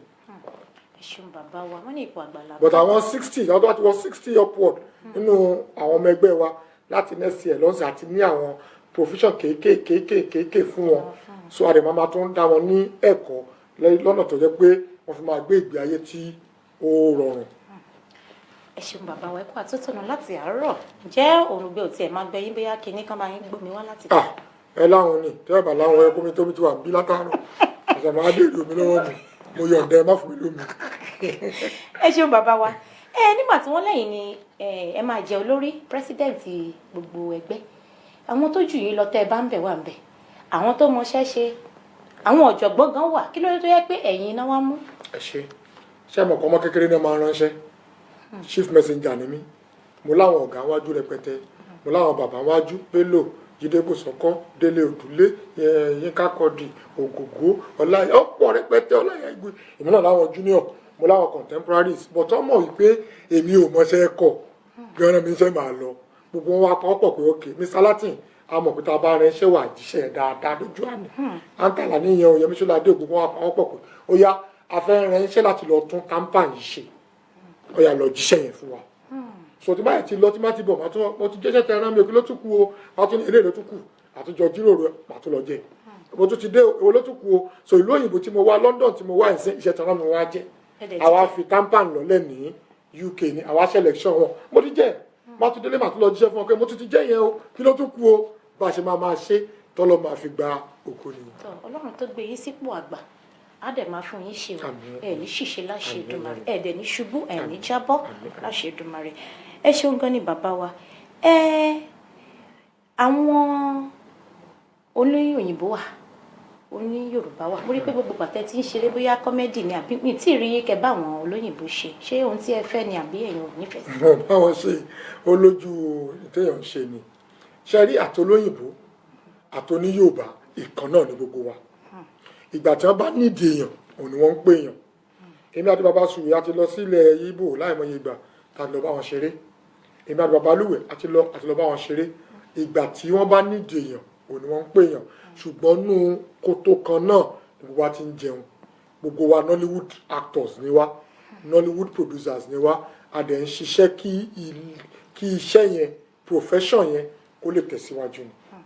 ẹ ṣeun bàbá wa mo rí i pé àwọn aráàlú òyìnbó náà máa ń ṣiṣẹ́ but tóyìnbó bá ṣiṣẹ́ tán á nígbà kan tó máa ń pè ní holiday tó máa lọ ṣọlidé tí ẹ bá ní iṣẹ́ bí ẹ sí location ẹ níṣẹ́ tẹ̀ ń cover lọ́wọ́ ẹ sí lọ́fíìsì kí ni ohun tí ẹ máa ń ṣe báwo lẹ ṣe máa ń sinmi ṣe mọ̀ pé ìlera lóògùn ọrọ̀ so báwo lẹ ṣe ń sinmi. tí mo bá ti rí i pé ó ti ní àsìkò ìsinmi mi jẹ́ ẹ̀ẹ̀mejì lọ́dún so tó bá yẹ pé báwo pé òkè wàhálà yẹn pọ̀ díẹ̀ mo ti ṣe wàhálà jù mo níyàwó mo láwọn ọmọ nílùú òyìnbó màá gbéra lọ sọ́dọ̀ ìyàwó mi Rónkẹ́ ní Dublin bẹ́ẹ̀ màá lọ relax pẹ̀lú àwọn ọmọ mi mo lè lo 2 weeks mo lè lo 3 weeks nígbà bá dẹ̀ máa dé ìwọ̀n pé àwọn yẹn wọ́n á ti tẹ̀bà fún mi wọ́n á ti ro àmàlà wọ́n á fẹ̀fọ́ sí wọ́n á fẹ́ wédú sí bàbá wọn ti dé nìyẹn màá ra jẹ bàbá ọmọ mi ṣeré so màá wálé tí n bá dẹ̀ rí pé mo fẹ́ ní holiday náà màá tún ní kí ìyàwó mi àtàwọn ọmọ mi náà kó tó máa bọ̀ ní Nàìjíríà a lè lọ Ẹ̀sà Òkè a lè lọ Kútúwéńjì a lọ lo bí ọ̀sẹ̀ méjì ń bẹ̀ àtọ́jọ mọ́tò gbéra wa jáde toró náà lọ̀rẹ́ mi òun làbúrò mi òun lẹ̀gbọ́n mi òun ni chairman mi. ẹ ṣeun gan ni bàbá wa nígbà tẹ wá jẹ pírẹsidẹ́ǹtì ẹgbẹ́ òṣèré nílùú Nàìjíríà kí ni ẹ̀yin rò pé ẹ lè gbé wọlé èyí tí ó máa yàtọ̀ sí nǹkan tó ti ń ṣe tẹ́lẹ̀ tí ó dẹ̀ máa gbé iṣẹ́ náà ga sókè. kò sí nǹkan tá a fẹ́ ṣe tó yàtọ̀ sí nǹkan tó ti ṣe tẹ́lẹ̀tẹ́lẹ̀ ibi táwọn èèyàn gbé dé láti wọ́n máa gbé lọ ni àwọn tí wọ́n ṣe tẹ́lẹ̀tẹ́lẹ̀ wọ́n ṣe débi tí àsìkò bá wọn dé ni nígbà táwọn náà bá dé àlè fọ́n tí wọ́n ṣe ká dàrú a tún máa gbé nǹkan mìíràn lórí ni àwọn nǹkan tá a bẹ̀rẹ̀ tá a rò pé a lè ṣe ọ̀làjú ti dé a ní lọ́kàn wípé òkè àlàáfíà lògùn ọ̀rọ̀ mo ti sọ yẹn síwájú fún yín ká tẹ́kẹ̀ àwọn ọmọ ẹgbẹ́ wa ká tún iṣẹ́ yẹn ṣe ká bá àwọn ọmọ ẹgbẹ́ wa sọ̀rọ̀ ẹ má rìn dọ̀tí ẹ má rìn ìhòhò ẹ má ṣe eléyìí ẹ má ṣe eléyìí kí fíìmù táwọn èèyàn ń torí ẹ̀ fẹ́ràn wa ká tojú bọ̀ ká ṣe kó dùn gbogbo àwọn nǹkan tá à ń ṣe lọ́wọ́lọ́wọ́ nìyẹn nígbà tí mo dé mo ti pín tampons segment by segment àti ní different guilds guild of directors wà guild of producers wà guild of writers wà guild of cinematographer wà so ìwọ tó bá yẹ kí guild of producers ní ẹ o lè produce ìwọ tó bá sí nínú guild wọn tó bá fẹ́ produce lọ́wọ́ ẹ tó competent láti kò ní jẹ́ pé gbogbo akànfẹ́ produce film gbogbo wa ò lè jẹ́ actor tán ẹlòmíì orí kó wá tan náà iná ni mo fi bẹ̀rẹ̀ iná fíìmù títàn ni mo fi bẹ̀rẹ̀ iná fíìmù títàn Sanyẹ̀rì fi bẹ̀rẹ̀ so nǹkankan ló máa ń bí nǹkankan gbogbo ò lè kóra sínú kíní adẹ̀ ti jẹ́ káwọn èèyàn mọ̀ wípé tó o bá fẹ́ jẹ́ ọmọ ẹgbẹ́ wa o gbọ́dọ̀ train idol lọ school lọ train ni o idol lọ sọ́dọ̀ registered organization láti lọ train ni o you have to be trained before you become an actor. ẹ ṣeun bàbá wa ó tún rí i pé ẹ̀yin àti bàbá wa kábíyèsí o bàbá mo ní mo kí yín ò mú kórí adé o mo ní kí ìrẹ̀kẹ̀rẹ̀ kó pọ́ lọ́wọ́ o kí adé kí ó pẹ́ lórí ẹ ó pẹ́ fún wa bàbá wa mo ní kí ni àjọṣepọ̀ tó wà lẹ́yìn àárín ẹ̀yin àti bàbá wa Ọbátẹrù His Majesty Olúgbò ti ìlú Ìgbò gbogbo àwọn ọba aláyé pátápátá ni mo ní ìbáṣepọ̀ tó dán mọ́ránmọ́rán tọrọ mọ àgbàlagbà ní mí tí n bá rí gbogbo wọn wọ́n rí pé à ń gbé àṣà wa lárugẹ gbogbo ọba látòrí bàbá wa Aláàfin Ọ̀yọ́ ni o lórí kábíyèsí o mo là kí yín o bàbá wa Ọ̀yọ́ akíorí adé o ọba pátápátá Àwùjalẹ̀ ni o Eléko Èkó ni ọba rírọ Akíolú gbogbo wọn ni mo ní ìbájọṣepọ̀ tó dán mọ́ránmọ́rán gẹ́gẹ́ bí bàbá sí ọmọ tí máa dọ̀bálẹ̀ tí máa bá búrúburú bàbá wa Ọbát wọ́n jẹ́ bí adopted father mi wọ́n fẹ́ràn mi èmi náà fẹ́ràn wọn tí mo bá ń ṣe nǹkan tí n bá lọ bá bàbá pé bàbá mo dé o wọ́n á ní bolú fẹ́ ṣe tí n bá lábẹ́kúta ni wọ́n ní màá wà wọ́n dẹ̀ máa wá wọ́n á dẹ̀ fi jókòó wọ́n á fi yẹ mi sí wọ́n ń ṣe dáadáa pẹ̀lú mi gẹ́gẹ́ bí bàbá sí ọmọ Ọlọ́run á jẹ́ kí wọ́n pẹ́ fún wa adé á pẹ́ lórí bàtà á pẹ́ lẹ́sẹ̀ ìrùkẹ̀rẹ̀ á pọ̀ ní palace. àmì Ọlọ́run ìrùkẹ̀rẹ̀ gan tó dókínní lọ́wọ́ lọ́wọ́ àwọn bàbá ti pọ̀ irọ́ kò pọ̀ nìyẹn pọ̀ ní tó bá pọ̀ lókè bá tó bí 2000 akọ̀mù tó bá wù mẹ́rin. jẹ́ àti ẹ̀ lè ṣe eré orí ìtàgé pé ẹ̀yin lẹ wá láti Nàìjíríà èmi ìlú òyìnbó ni mò ń gbé mo wá pretend bí ẹni tí mi ò tiẹ̀ gbọ́ Yorùbá rárá ẹ̀dẹ̀ ń bá mi sọ̀rọ̀ nínú bọ́ọ̀sì ẹ̀dẹ̀ ti ṣìnà ó yá. mi ò lè ṣe ìdí méjì ni wíwá tí mo wá bí mo wá fún visiting mi ò wá pẹ̀lú work permit tí n bá ṣe ń sí òtún sófin òyìnbó wọn á ní ó dà wá fún yín láṣẹ láti ṣe. ẹ máa mú ìwá ní ìyẹn làkọ́kọ́ ó dẹ̀ kọ́ bọ̀wé. ẹ fara ìyẹn làkọ́kọ́ ìkejì ni wípé ẹ lè torí pé Kanu wá ń kọ ó ń gbá bọ́ọ̀lù lórí field kẹ́ni kó máa gbé èpò ọ̀sán tí wọ́n fẹ́ kí n ṣeré fún ẹ mówó wá o tí mo fi ń jẹun nìyẹn. envelope wà ń tà. èmi ò ń ṣeré lásán ẹ mówó wá màá ṣáàjì envelope wà ń tà. sí mélòó lè báyìí la fẹ́ gbà. sí nǹkan péré ni. ẹ mú wá. ẹ jẹ́ àkọ́kọ́ ṣe náà. ẹ ti wá létí pẹ́. mo máa ń wálé dáadáa. eré ni mo ṣe fún yín. ó yá. gbogbo ṣe. eré kọ́ lẹ ṣe bá mi jà ní. mi ì lè ṣeré lọ́fẹ̀ẹ́ láyé. kí ló dé. mo lè jẹun lọ́fẹ̀ẹ́ mo lè sùn lọ́fẹ̀ẹ́ mo lè wà kí n lé lọ́fẹ̀ẹ́ but kí n ṣeré lọ́fẹ̀ẹ́ ó ní mo fi ń báyàwó tí mo fi ń bọ́ mọ̀. mi mọ́ mọ́ ìgbàlíṣẹ́ mi ni. bàbá láti ẹ̀ ṣe ògùn ni ọ̀wọ́ rí i bá a gbọ́ awuyewuye kan tó ń ṣẹlẹ̀ lórí social media bíi oṣù mélòó sẹ́yìn nípa àwọn òṣèré méjì tí wọ́n ń jà. ilé tí ọ̀fẹ́ lẹ́yìn ni. gbogbo nǹkan là ń gbọ́ gbogbo nǹkan tó bá ṣe jù wá láti ará Nàìjíríà gò tí gbọ́ra wa ará London ga ti gbọ́n gbà mí. báwo ni ẹ ṣe paná ẹ̀ àti kí ni ẹ máa ṣe tírẹ̀ òfin wáyé lọ́jọ́ iwájú. èmi ò mọ tẹ̀sán pẹ̀ ẹ láláwọn èèyàn ń jà ṣe rí. èmi fẹ́ dárúkọ for private purpose. ẹ máa gbọ́ ṣe rí àwọn fans ló ń dájà lé láàrin òṣèré kò tọ́ gangan lẹ́gbọ́ yẹn àwọn fans wa bí wọ́n ṣe fẹ́ràn wa tó àwọn náà ń dájà lẹ̀ àwọn náà ń jẹ́ kẹ́rì pé àwọn olórin ayé àtijọ́ náà àtàwọn olórin òde ìlú yìí tí wọ́n máa ń bára wọn jà àwọn fáǹsì wọn ni lágbájá mo rí kọjú ẹ lọ tàmẹ̀dó mo rí kọjú ẹ lọ lágbájá maramu jù ẹ lọ tàmẹ̀dó maramu jù ẹ lọ so tẹ́nìkan bá kọrin lágbájá ló ń bá wí tí tàmẹ̀dó bá kọrin wọn lágbájá ló ń bá wí bó ṣe ń ṣẹlẹ̀ lọ́rọ̀ wa náà ni tí n bá sọ nǹkan kan sìn gbàm wọ́n lè lò kókò ni mò ń bá wí tí Ọdúnládé bá sọ nǹkan kan sìn wọ́n lè ní Latin ló ń bá wí àwọn máa rò wọn ò dénú ẹni yẹn àwọn kan tó máa ń dá wàhálà alẹ́ nìyẹn á dẹ̀ ní rònú jura wa lọ a ní ayọ̀ ọkàn jura wa lọ a ní inú gbọ̀rọ̀ sí ju ara wa lọ ẹ̀bẹ̀ tí mo fẹ́ bẹ̀ àwọn fans ní wípé kí wọ́n jọ bí wọ́n ṣe fẹ́ràn wa kí wọ́n máa ṣàdúrà fún wa kí wọ́n má torí pé àwọn fẹ́ràn Rashidi kọ́ máa sọ̀kòlù Bashiru kọ́ máa torí pé àwọn fẹ́ràn Bashiru kọ́ máa ṣépè fún Yakubu tí n bá ṣeré tó bá dùn bọ́ọ̀lù ṣe ní kí n lè ṣe nìyẹn tí n bá ṣe tó bá kù díẹ̀ ká tó advice mi ni ẹ má máa rètí wa pé ilé ìdájọ́ lè lọ ìwọ ò mọ kankan ṣe àwọn kan kéékèèké yẹn máa ń dá wàhálà sílẹ̀ kẹ́ẹ̀dẹ̀ wá wà wọn tó máa ń ṣe yẹn tẹ́ bá rí wọn ẹlòmíín nu wọn ṣẹ̀ jáde primary school ni ó kàn rówó ra dátà ni ó kàn máa sọ̀rọ̀ ní gbága kàyún sí wọn kíníkan so ṣùgbọ́n a ti ń bọ̀ ọmọ ẹgbẹ́ wa sọ̀rọ̀ wípé o gbọ́dọ̀ ní tí wọ́n ń pè ní shock absorber tó o bá dé level kan lé ayé yìí àwọn nǹkan táwọn èèyàn ń sọ ń gbà míì wàá máa gbọ́n etí nù tó bá ṣe ń gòkè because tí ẹ bá wà ní inú ọkọ̀ ojú omi tó bá jẹ́ apẹja tó bá sọ àwọn sínú odò ẹja ló fẹ́ gbé ó máa gbé dọ̀tí á gbé karahun ògbìn á gbé oríṣiríṣi ìdọ̀tí tó bá wá fẹ́ yọ ẹja yẹn kó nu odò bó ṣe gbé ìdọ̀tí yẹn kó nu bẹ̀ ẹja yẹn máa bómi lọ in tó tọrọ lọ́lọ́run fún ẹ òkìkí nígbà tó lọ́n ti fún ẹ lókìkí yẹn o gbọ́dọ̀ lámùmọ́ra o gbọ́dọ̀ ní ìpamọ́ra o gbọ́dọ̀ mọ̀ wípé millions of youths ni wọ́n ń wù ẹ́ gẹ́gẹ́ bí àwòkọ́ṣe ó tán àti sọ fún ọmọ ẹgbẹ́ wẹ́rẹ́ rí pé gbogbo níyẹn tí ó ti ń dínkù lágbára Ọlọ́run láìpẹ́ láì jìnnà ẹ̀rí bẹ́ẹ̀ ní gbọmọ.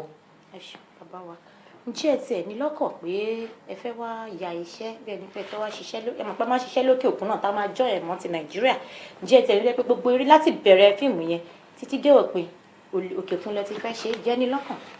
ṣe rí ó depend lórí béèrè bá ṣe rí tí story wa bá béèrè ká wá ṣiṣẹ́ nílùú òyìnbó a máa béèrè a máa ṣe rí nígbà yẹn magic la fi máa ń ṣe ṣe mọ̀ pé nígbà yẹn ìlú òyìnbó ó ti lọ ìlú òyìnbó ṣe mọ̀ pé láyé àtijọ́ tí wọ́n bá wá sílùú òyìnbó tó wá jẹ́ pé tailoring ló wá ṣe tó bá dé Nàìjíríà tó bá ní London tailor wọ́n ti dáràn á fẹ́yàwó lọ rẹpẹtẹ bíi 200 á ṣe gbogbo London tailor ní ẹ bá wá síbi ìtọ́jú pé doctor ló tó jẹ́ medical doctor ló ṣe tó jẹ́ medical ló wá ṣe tó dé Nàìjíríà bí ó ṣe medicine wá dé Nàìjíríà tó wá ní ẹni yẹn London doctor ni àwọn náà tó gbé sára signboard rẹ̀ Dr. Ajomale Rasheed London trained doctor so gbogbo àwọn nǹkan yẹn ó jọjú. irú ẹ̀yin ṣe bá wá ṣe security bí ẹ ní ọdẹ international. kí ló tẹ̀ ń ro burúkú bẹ́ẹ̀ rò ní torí mi ò rómọ kan sí tàdé lọ́mọdé ní. so ti yẹn náà nígbà tó wá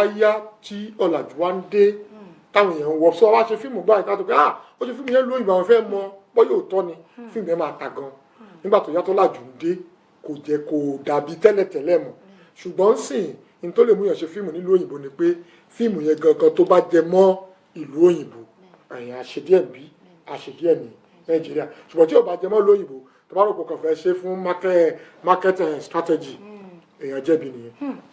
ẹ ṣeun bàbá wa ẹ kú àtúntò ọ̀nà láti àárọ̀ nǹkan tí ó tún kù tí mo fẹ́ bi yín náà ní pẹ́ káyìtò nílẹ̀ ohun tí mo fẹ́ bi yín náà ni wípé àwọn kan sọ pé tíyàn bá fẹ́ darapọ̀ mọ́ yín Nàìjíríà tó jẹ́ pé àtòkè òkun ló ti wá pé wọn kì í tètè gbà wọ́n máa rò pé àwọn lè ṣe kínní ìwọ́n kàn pa wọ́n tì sẹ́gbẹ̀ẹ́ jẹ́ òótọ́ ni. ṣe rí ọ̀pọ̀lọpọ̀ àwọn èèyàn á yàtọ̀ síra wa dáàsọ̀ tó jẹ́ pé tampan tí a dálẹ̀ ó ti ní ẹ̀ka káàkiri àgbáyé ó wà ní Canada ó wà ní Amẹ́ríkà ó wà ní London bí báyìí ó dẹ̀ tó ń gbòòrò káàkiri ni tó bá ti jẹ́ ọmọ tampan níbì kan ìbáàjẹ́ Igbó Ọ̀rà chapter ló belong sí tó bá débi tampan ní tampan jẹ́ tó bá jẹ́ ọmọ tampan láti UK tó bá dé Nàìjíríà tó lè sọ wọ́n pé I'm a member of tampan tẹ́tẹ̀ rí pé registered member ni ẹ́ o ti dára wa kò sí ìyàtọ̀ mọ́ ayé àtijọ́ tipẹ́tipẹ́ ní ìtẹ́sán yẹn nísìnyí we are one big family àti tampan London o àti tampan America o àti tampan Ọ̀yọ́ state o àti tampan Ogun state o the same tampan gbogbo àjọ ń ṣe tẹ́lá ẹ̀ ti dé nítorí ti fẹ́ Nàìjíríà a máa ṣe fún yín torí táwọn náà bá ti fẹ́ bí wọ́n máa ṣe fún wa bí náà. ẹ ṣeun bàbá wa kí wàá ní ẹ̀wúrí yín gẹ́gẹ́ bí pírẹsidẹ́ǹtì Tampan pé tọ èmi pírẹsidẹ́ǹtì ẹ̀wúrí rèé ǹjẹ́ ó tiẹ̀ nígbà kan tó yẹ pé ẹ jáde tán tó pé ó dáa mo fún yín lẹ́ńbílòpù torí pé ẹ jẹ́ pírẹsidẹ́ǹtì o ó dáa mo bọ̀wọ̀ fún yín ẹ̀yin lẹ́ máa sọ̀rọ̀ lẹ́ni torí pé ẹ jẹ́ ǹjẹ́ gbogbo ìyẹn máa ń wáyé. ṣe rí owó kọ́ ni gbogbo nǹkan ẹni tó bá torí owó ṣe nǹkan kò lè rí nǹkan kan náà ṣe ló fà tíṣe wá fi fẹ́ rí bó ṣe rí ìtaṣẹ tó ń ṣe ọ̀pọ̀lọpọ̀ ọmọ tó ń join tíátà lónìí torí owó torí orúkọ náà tó ń join àwa join torí a ní passion ni àwọn ọ̀gá wa tí mo lè dárúkọ síwájú wọ́n join ìgbà tí ò tiẹ̀ tí ì sí síkírù tí ó sì kíra àwa náà dẹ̀ bá bẹ́ẹ̀ ṣùgbọ́n ọmọ tó ń fẹ́ wá ń sìn afẹ́dàbí Ọdúnládé Adékọ́lá afẹ́dàbí Ọláìyá Igwe afẹ́dàbí Mr Latin afẹ́dàbí Fathia afẹ́dàbí Fẹ́mi Adébáyọ̀ afẹ́dàbí Múyìwá ni wọ́n torí ẹ̀wà wọn ò kọ́ṣẹ́ yẹn passion ni oyè tí mo jẹ mo sọ fún ilé ẹ̀kan chief servant ni mí in tó múnú mi dùn ní wípé àwọn èèyàn encourage wa pé à ń gbìyànjú láti tún iṣẹ́ yẹn ṣe láti tún ẹgbẹ́ yẹn ṣe ìwúrí kan tí mo ní nìyẹn anyway àti mádéwá ní Mr Latin yẹn pẹ̀lú ẹkúṣẹ́ o à ń ríṣẹ́ tẹ̀ ń ṣe o lórí ẹgbẹ́ yẹn o à ń reform ẹgbẹ́ yẹn a fẹ́ jẹ́ kí àwọn èèyàn everybody àti practitioners àti àwọn fans wa tí wọ́n ràn wá lọ́wọ́ a fẹ́ kí wọ́n wà proud of Tampan that's all. We want them to be proud of that profession kò sí nǹkan méjì tá a torí tó ń jẹ́ ìdùnnú mi ju wípé n ta gbé lọ́wọ́ Ọlọ́run bá wa fi àlùbáríkà sí àwọn èèyàn dẹ́ support wa láti push ẹ̀ dáadáa. ẹ ṣeun bàbá wa ó ní àrùn ìrìjù báyìí lọ ẹ ṣe ẹ kú àtúntúnú láti àárọ̀ bàbá wa a dúpẹ́ lọ́wọ́ yín fà mo ti rò pé bóyá màmá yìí lulẹ̀ lórí ìdúró ìgbà ká tó wọlé gan orí mi ti ń gbóná ṣùgbọ́n ẹ sì jù fún mi náà èmi náà jù fún yín tá a bá ti ṣe tán o. mo pé n tẹ́ ń béèrè nǹkan tó serious ni àwọn nǹkan tá a béèrè nǹkan tó pọ̀ ni a béèrè nípa tẹgbẹ́ a béèrè nípa iṣẹ́ wa a béèrè nípa àwọn ọmọ ẹgbẹ́ wa à ń là láti fi àwàdà sí jù kí àwọn tá a fẹ́ pass message yẹn sí kó lè yé wọn ẹ get kò yé yín. ó yé mi ẹ ṣeun gan ni bàbá wa ẹ ṣé o ẹ kú iṣẹ́ tẹ̀yàn láàyò ẹ ti bẹ̀rẹ̀ iṣẹ́ yìí ẹ ní fọmọ ṣiṣẹ́ yìí o ẹ ní fìyàwó ṣe ẹ̀mí yín ò ní lọ sí o ẹ ti gòkè ẹ ní bọ́lẹ̀ láṣẹ Èdùmàrè tọ gbogbo ẹni tá a bí nínú obìnrin àbí tá a gbé jáde nínú obìnrin ètò ní ìṣerere yín bí wọn nú Ọlọ́run á fi wọn pa ogun rẹ o Ọlọ́run á máa tọ́ yín sọ́nà ohun tí ẹ ó sọ tí ó bọmọ aráyé nù kò ní jábọ́ lẹ́nu yín ò láṣẹ Èdùmàrè ẹ ṣeun gan bàbá wa. akẹ́ tó lọ ẹ má bínú àdúrà àwọn àdúrà kan wà tí ó ṣe sàmì sí o nígbà tẹ́ bá léyìn kókì kò ní bọ́lẹ̀ ṣé ó má máa gbé orí ọ̀sẹ̀ mi. a máa lo òkè lọ ní kí sókè wọn lọ́dà ẹ yẹ ká pa àwọn aráalé. ẹ káàsán o Oyin ni lókè òkun láti Heritage TV lẹ̀ ń gbọ́ àlejò wa lónìí náà ni bàbá Latin kí ni orúkọ yín ibo ni ẹ ti ń pè. ẹ káàsán Mr. Shina Sanyal ló sọ̀rọ̀. mo gbé ìdí sókè sà mo káwọ́ sókè mo jẹsẹ̀ mọ́lẹ̀ o ọ̀gá mi sà. mo ní kí n kí ẹni o. kẹpẹ sà ṣé dáadáa lẹ́wà sà. ṣé oru yóò pọ̀. èmi ọmọ London singlet ẹ rí mi ní singlet mo wọ. àbí náà. táwa mo ṣe ń dáná mọ́ rí bí òkété nínú ilé. keep up the good work o. Thank you sir. Thank you sir. We like your spirit, your enthusiasm, all your efforts. God bless you sir. God bless you sir. Okay ni o. Àmín sir ẹ ṣé mo dúpẹ́ sir. Thanks so much sir. ẹ ṣé ọba sir. ní kí n kí ẹni àti pírẹsẹ́ńtà náà ẹ kú iṣẹ́ o. ẹ ṣeun gan àwọn ni ọ̀gá wa sà nìyẹn o. Ọlọ́run á máa fún yín ṣe o. àmín sà àmín sà. ẹ ṣé sir. Mr. Latin. Yes sir. káríra kó tó lọ wà ní. ọ̀dà sir. mo dúpẹ́ sir. agbára Ọlọ́run. Yes sir. Thank you sir. ẹ ṣeun gan ni sà ẹ ṣeun gan ni a máa rí yín báwo ẹ ṣeun gan sà bye sà. tọ mo ní òun ní ká jẹran pẹ́ lẹ́nu ṣùgbọ́n òfà ọ̀fun ni kò jẹ́ a máa níyá gbé wọlé gbé jáde ọkàn gan fẹ́ jẹ́ ṣùgbọ́n kò gbà ẹ ṣeun gan ni bàbá wa a pè yín ẹ̀dẹ̀ jẹ́ wa wàhálà yìí tẹ máa fi rí ìgbéraga sínú ayé yín kò ní ṣẹlẹ̀ sí yín o òkè òkè lẹ́hùn máa lọ bí mo ṣe ń sọ ẹ̀ ní padà sẹ́yìn ní àṣẹ Èdùmàrè ẹ ṣeun gan ni mo dúpẹ́ o tọ́ mo ní àtúndúpẹ́ lọ́wọ́ Ọlọ́run alààyè o ọba mi tó ń jẹ́ jájì ó fà kábíyèsí o Ọlọ́run ìyanu ọba mi gbangba alátìlẹ́yìn mi lórí ètò yìí àtúndúpẹ́ ò torí pé ẹ jẹ́ kí ata kó sápá wa lórí nígbà tí à ń sọ̀rọ̀ ẹ jẹ́ kí èdè àìyedè kó ṣẹlẹ̀ láàrin èmi àti àlejò mi àdúpẹ́ lọ́wọ́ yín o kábíyèsí mo sì dúpẹ́ lọ́wọ́ ọkọ mi o mo ní mo kí ọ ọkọ mi Adéníjì ọkọ ìyáàfin Ọmọbọ́láńlé Àbẹ̀kẹ́ ó ṣe òkú àtìlẹ́yìn mi lórí ètò yìí o tí má ti ló ti yá ni ó yá máa lọ mò ń tẹ̀lé ẹ lẹ́yìn ó ṣeun gan ni o àdúpẹ́ lọ́wọ́ ọmọdé àgbà ọkùnrin àti obìnrin tọ̀ ká tó tún lọ jẹ́ ká gbé ìpè yìí ná. Ẹ káàsán, Oyin ní lókè òkun ni ẹ̀ ń gbọ́ o. Mr. Láti ní àlejò wa, kí lorúkọ yín, bó ni ẹ ti ń pè? Òyìnbó ló fẹ́ wá ní sọ̀rọ̀. Òyìnbó?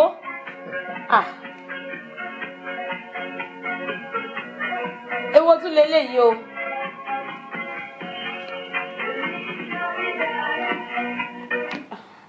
Kò yé wa o. Bóyá wọn ò pè padà. Ó dà pé bí òyìnbó bí Gẹ̀ẹ́sì ni wọ́n fẹ́ sọ. Tọ́, mo ní àtúndúpẹ́ lẹ́yìn ọmọ kékeré, àdúpẹ́ lọ́wọ́ àgbà, ọkùnrin àti obìnrin, ẹ̀yin ìyálájì àti ìyálọ́jà. Tọ́, ẹ jẹ́ á gbé ìpè yìí ná. Hello, ẹ káàsán o. Oyin ní lókè òkun ni à ń gbọ́. Mr. Láti ní àlejò wa lónìí. Kí lorúkọ yín, bó lẹ ti ń pè? Hello, ẹ káàsán o. Kí ni orúkọ yín? Ẹ káàsán. Ẹ jẹ́ bá wa yí kíní yín sílẹ̀ díẹ̀ sà. Ẹ káàsán sà. Ẹ káàsán sà. Ẹ káàsán sà. Hello sir. Hello sir. Adẹ̀ló alùkòlò ni o. Tọ́, a ò fẹ́ kí Mr. Láti lọ níbí náà ni ṣùgbọ́n a ní láti lọ. Wọ́n ti ń fún wa ní sáìn nínú ilé pé àsìkò ti tó ká máa po gbogbo ẹ̀ papọ̀. Ṣùgbọ́n ẹni ìfẹ́ bá wa sọ̀rọ̀, ẹ jẹ́ ká tún pè. Hello, ẹ káàsán o. Kí ni orúkọ yín, bó lẹ ti ń pè? Mr. Láti ló wà lórí ètò yín ní orí Heritage TV. Ẹ káàsán, orúkọ ti tèmi ní Ìdẹ̀ra Adégòkè. À ń pè láti ìlú London. Ẹ ṣeun gan ni ìyá wa Ìdẹ̀ra. Ẹ bá Mr. Láti sọ̀rọ̀. Hello ma. Hello Mr. Láti o. Ẹ ra ma. Ẹ ṣé o, ẹ kú ètò, ẹ kú dára, ẹ kú. Ẹ sọ yìí náà wọlé. Èmi ní ẹ má bínú Yorùbá mi lọ díẹ̀. Èmi ní question kan fún yín. Ṣé rí a máa enjoy eré tẹ máa ṣe but some movies tó bá ti part 2 wò ẹ jọ̀ọ́ tẹ bá lè bá wa fi improvement sí yẹn. Ẹ kiri part 2 wò. Bẹ́ẹ̀ni. Ẹ ṣe a máa ṣiṣẹ́ lórí ẹ̀. Àwọn àbáyé máa ṣiṣẹ́ lórí ẹ̀ mà. Lágbára Ọlọ́run láìpẹ́ láì jìnnà ẹ máa rí àtúnṣe lórí ẹ̀. Ṣẹ́gbọ́n mà. Ẹ ṣé mo dúpẹ́ mà. Ẹ ṣé gan. Yes ma, God bless you. God bless you. All right, thank you. Ẹ ṣeun gan ni ma. Thank you. Yes ma. Bye. Thank you very much. Bye Thank bye. you, bye. Olóyìnbó ni ìyá wa tán pè wọlé o. Mo ní wọ́n dẹ̀ lè sọ òyìnbó bàbá Láti gan gbọ́ sẹ́rẹ́sẹ́rẹ́sẹ́rẹ́. Mà jẹ́ kí bàbá Láti lọ lónìí o. Ẹ káàsán, Oyin ní lórí Heritage TV. Bàbá Láti ní àlejò wa lọ́sàn-án yìí o. Ẹ káàsán, kí lorúkọ yín? Ẹ káàsán o. Ẹ káàsán ma. Yes ma. Mr. Láti. Yes ma. Kí ló dé tẹ̀lé rí ẹ kálẹ̀? Ẹ kálẹ̀ ma o. Ẹ pẹ̀lẹ́ ma. Mo ní kí n ti gbóhùn yín ní o, ẹ kú iṣẹ́. Ẹ ṣé gan ma. Ẹ ṣé, God bless you ma. Ẹ ṣé o. Ẹ ṣé gan ma. Ẹ máa rí eré yín lóríṣiríṣi o. Ẹ ṣé gan ma. Lágbára Ọlọ́run. Ẹ jọ̀ọ́ báwo la ti lè join campaign UK o? Àwọn ọ̀gá wa wà bí. Ọ̀gá wa wà bí tó bá ti get in touch pẹ̀lú atọ́kùn ètò. Wọ́n máa bá yín bá ọ̀gá wa sọ̀rọ̀. Madam Doyin Amadu lọ̀gá wa ń bì. Ó ní ọ̀gá campaign UK. Ẹ ṣé ma. Ẹ ṣé gan ma. God bless you ma. Ẹ ṣé ma. Ẹ ṣeun gan ni ma o. Ẹ kú àdúrótì. Ẹ ṣeun ma. Ó dàbọ̀ ma. Ẹ ká tètè gbogbo ẹ̀ papọ̀, ká tètè dìde. Bàbá Láti gan àwọn èèyàn ti ń dúró dè wọ́n ní ìta. Mo ní tọ̀ bá ṣe ń sọ lọ, adúpẹ́ lọ́wọ́ ọmọ kékeré àti àgbà, ọkùnrin àti obìnrin. Ó ní mo kí yín o Apostle. Àwọn ló wà lórí jìnjìnjìn tó ń bá wa po gbogbo ẹ̀ pọ̀ láti àárọ̀ lórí Heritage TV. Ẹ ṣé o, mo ní ẹ lè ṣèpolówó ọjà lórí ètò yìí o. Ẹ dẹ̀ sì lè sponsor wa náà. Kẹsàn pé àtọ̀ ẹ gba nǹkan báyìí o, a fi fún yín torí ètò yìí. Ẹ ṣé o, mi ò ní jọra mi lójú o. Èmi ọ̀rẹ́ yín ìyàwó yín, Ìyáàfin Oyin ni. Ọmọbọ́láńlé Àyàfà Mákindé ló ń sọ̀rọ̀. Mo ní ẹ ṣé o, àkí ọmọdé, àgbà, ọkùnrin, ẹ̀yin àna, ọ̀rẹ́, ojúlùmọ̀ àti gbogbo ẹbí pátápátá. Ẹ ṣeun o, ẹ kú àdúrótì yín lórí ètò yìí. A ní rí jù báyìí lọ ní ọ̀sẹ̀ yìí o. Ní ìgbà kan náà, ní àsìkò kan náà, lórí ìkànnì kan náà, ní ìgbà kan náà, ní ọ̀sẹ̀ tó ń bọ̀. A mọ̀ rí yín báwo ṣùgbọ́n ká tó lọ. àní kú o àní rogun accident o wàhálà ò ní bá wa o àìsàn tó máa ju paracetamol lọ kò ní ṣe wá o a ó máa ríra láyọ̀ àti àlàáfíà ó dàbọ̀.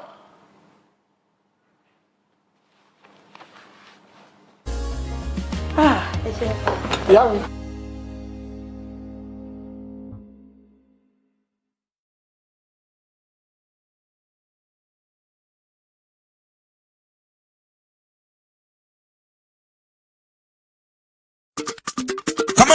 Happy James ló sọ wípé ọdún àyàbọ̀ ibikíbi tí o lè wà. Ó fẹ́ jíjẹ ó fẹ́ mímu àgàgà tó bá tún wá fàdìyẹ ó ṣe kọ́kẹ́rẹ́ bó jẹ́ boilers ni full grown healthy Happy James lè máa bọ̀. Ìyá Gbénga ọdún yóò yẹ. Dádì Máyọ̀wá ó yẹ̀ tì nígbà tí mo ti ní Happy James Farm ní ohun gbogbo ti di ìrọ̀rùn. Happy James Farm bíi báwo. Ní Happy James Farm ohun gbogbo ìrọ̀rùn ló bá dé. Ṣé adìyẹ lẹ́yìn fẹ́ ni cockerel tàbí boiler tí ó tóbi tó dẹ̀ ní àlàáfíà. Ohun èlò ọbẹ̀ lóríṣiríṣi tòmátò tó pọ́n ròdòròdò tàtàṣé tó rẹ̀ dòdò ṣọ̀mbọ̀ tó yọmọ ṣọ̀bọ̀lọ̀ ẹja àrọ̀ tútù àti gbígbẹ fresh from farm no preservation rárá. Ìmú gbádùn ẹ. Bákan náà adìyẹ yíyan àti sísun lóríṣiríṣi fún àwọn ilé olóúnjẹ ìgbàlódé ńláńlá àti kéréje ìyẹn restaurant ní Happy James Farm. Àwọn ẹyin adìyẹ tó tóbi bọ̀ǹkùbọ̀ǹkù fún gbogbo àwọn alára tútà àti àwọn tó bá fẹ́ ra ẹyọ ìyẹn ní crate. Àyè tún wà láti jẹ alágbàtà wọn. Ẹ̀pà kaṣú wọn rẹwà ó tóbi ó sì dára lẹ́nu ó ń ṣara lóore pẹ̀lú. Happy James Farm wọ́n ta ohun mímu lóríṣiríṣi wọ́n tún ní iléeṣẹ́ bakery ìgbàlódé. Ṣé lóòótọ́ báwo ni mo ṣe lè rí wọn. Wọ́n wà lọ́ṣun wọ́n wà ní Ìbàdàn wọ́n ṣe home delivery pẹ̀lú níbikíbi tí ẹ bá wà wọ́n gbé gbogbo tí ẹ bá fẹ́ wá fún yín. Olú-iléeṣẹ́ wọn wà ní. Onírèké village along Ogunṣẹ́ off Ìwó Ìkirè Ìrèwọlé local government beside Ọ̀ṣun State University. Tàbí kẹ́kọ̀ọ́ sí wọn lórí ẹ̀rọ ayélujára sales@happyjamesfarm.com tàbí kẹ́kọ̀ọ́ wọn sí ẹ̀rọ ìbánisọ̀rọ̀ yìí. 08140097878 àti 0708-138-6770 pẹ̀lú 0701-766-6010. Happy James Farms ọdún yóò yẹ.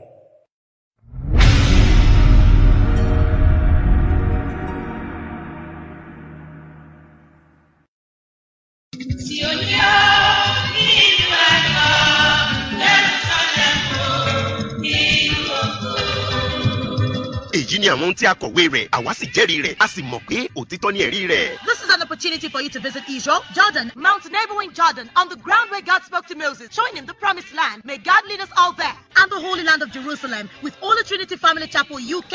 Àǹfààní ńlá rèé fún gbogbo ènìyàn láti bá àwọn ènìyàn Ọlọ́run rìnrìn àjò sí ilẹ̀ mímọ́ Jerusalem láti jẹ́rìí àti láti gbàdúrà ní àwọn ibi tá a ti kà nínú Bíbélì nípa Jésù Kristi àti àwọn wòlíì ìgbàanì. Ìrìn àjò mímọ́ fún odidi ọjọ́ 10 gbáko ipò Jerusalem, Bethlehem àti Jọ́dánì. 10 days visitation, help your ojú ara yín rí àfonífojì Élà níbi tí David ti borí Goliath, orí òkè Kámẹ́lì, òkun Gálílì, Kánà níbi tí Jésù ti sọ omi di wine, odò Jordan níbi tí Jòhánù ti ṣe ìrìbọmi fún Jésù, ilé Joseph àti Maria ní Nazareth, Jericho, òkun pupa Dead Sea àti ọgbà Gethsemane níbi tí Jésù ti gbàdúrà. Ibojì Lásárù. Lazarus tomb. Ibojì ọba Dáfídì ní Jerusalem. King David's tomb. Ilé tí Jésù pẹ̀lú àwọn ọmọ ẹ̀yìn rẹ̀ ti jẹ oúnjẹ alẹ́ Olúwa, yàrá òkè ti Pentecost àti bẹ́ẹ̀ bẹ́ẹ̀ lọ. Holy Trinity Family Chapel, UK, Albert Basin, South Docklands, London, E162QY, via Royal Albert Road, Lillian Rich Roundabout, Oṣù Kẹjọ ọdún 2020. Lágbèrè àrìn àjò ilẹ̀ mímọ́ Jerusalem, the 8th month, August 2020. Bí ẹ bá fẹ́ mọ̀ sí, ẹ pè Captain Mother Hassan, sorry, 078-72-137-953. You can also call Pastor Kumoyi on 079-846-34898 or email us v.hassan@hotmail.uk. Jerusalem, ìlú mímọ́ ni, àwùjọ débẹ̀ ni.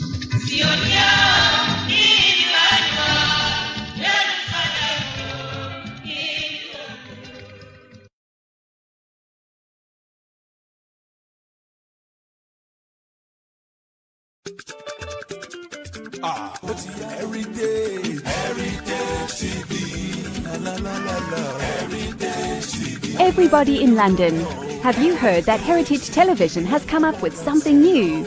All your functions and celebrations can now be multi-camera live stream that was only reserved for the rich and famous. Having a function in London can be viewed clean and clear immediately from any part of the world. Trust Heritage TV to give you a better reach. Heritage Television also does photography that will make you the envy of all your friends and family. Heritage Television is the best. All your functions like birthdays, funerals, weddings, church anniversaries or harvest. Heritage Television is the master. We are in the heart of London with an ultra-modern equipped studio.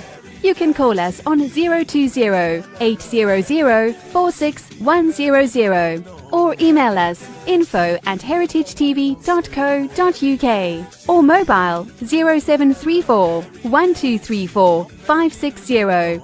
Heritage Television will do you proud.